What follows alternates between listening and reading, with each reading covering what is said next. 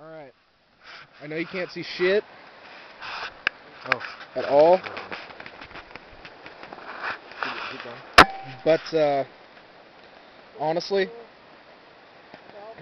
me and Yosef just invented the best camping food ever. And although I'm still vaguely miserable, I do have to admit, I'm a little happier.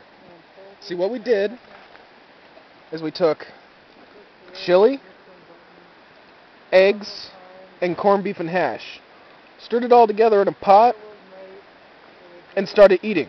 Look at the picture, man. It is motherfucking delicious.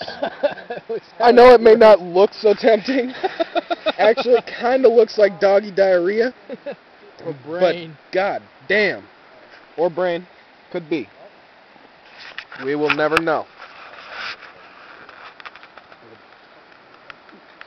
What do you think, Yosef? It is great. Oh, man. All right. Oh. Peace.